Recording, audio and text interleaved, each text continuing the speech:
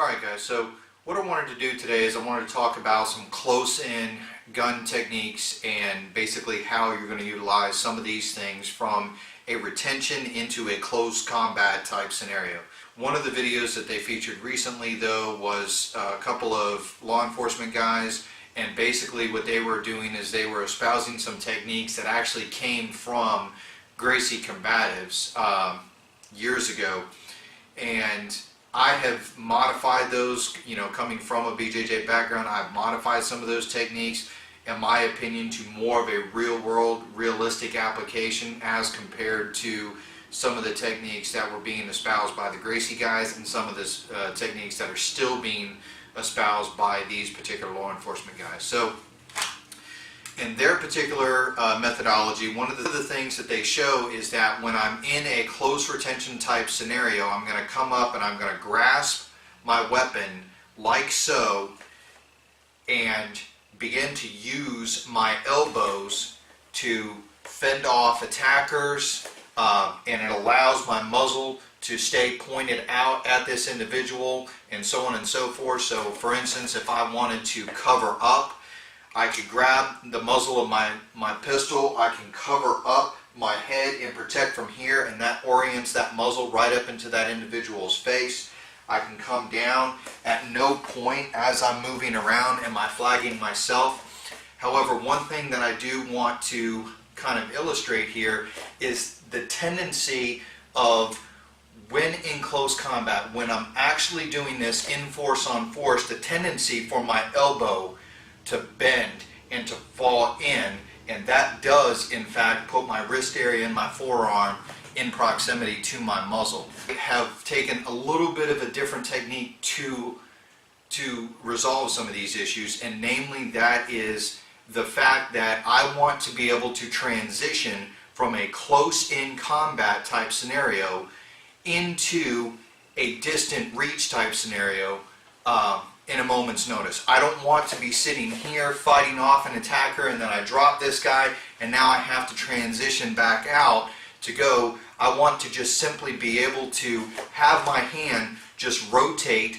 up inside and then rotate back with as minimal effort as possible.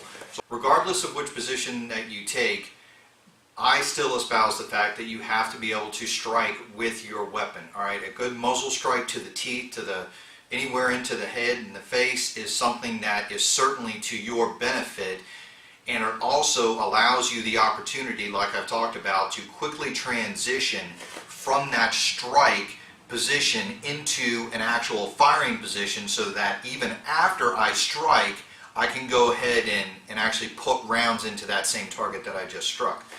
So I'm in close proximity to this individual. I go to my normal default, either with an elbow or with a hand strike into the face. Single hand clear, I come up to retention and nothing happens. I'm pulling the trigger and nothing's going to happen. From here, my hands are going to meet on that pistol, and now I'm going to strike into that face with the pistol. As I do, my hand just simply rotates to here, racks that slide, and now it rotates into the pistol, and I'm able to actually put rounds into his face. I'm going to come up, striking to the face. I come to my retention position where I'm looking to put rounds into that midsection, into that thoracic area. Nothing happens. From here, my hands meet. I just naturally rotate in under. I'm keeping that ejection port clear, and I can grasp that pistol. I'm going to strike using that muzzle, using the nice handle that I have here on this pistol, and covering up as much real estate as I can on that pistol so I don't get disarmed. I'm going to strike into the face here. Now what you're going to notice is that instead of here, which presents a little bit of a problem as far as chambering that round if I had a malfunction or something like that, and I'm covering that ejection port, I'm now going to cause a double feed and a further problem.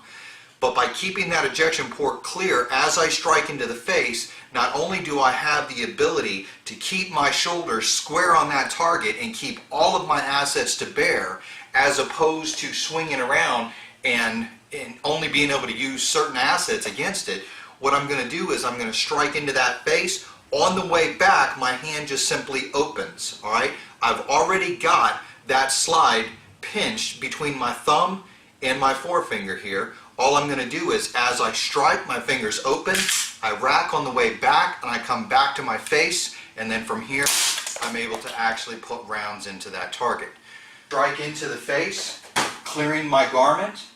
I come up to retention, nothing is happening, hands meet, strike into the face, rack on the way back, and now I'm able to put rounds nice from a close compression position with two hands on the pistol. I'm able to actually put rounds into that face, keeping everything centered up in my workspace and in my core.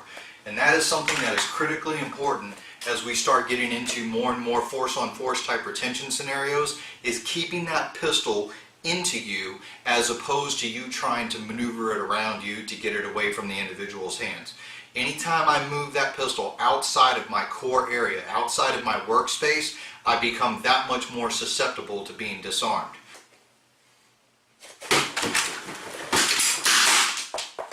So you guys think about that, give that retention position and give that strike a try, and train hard.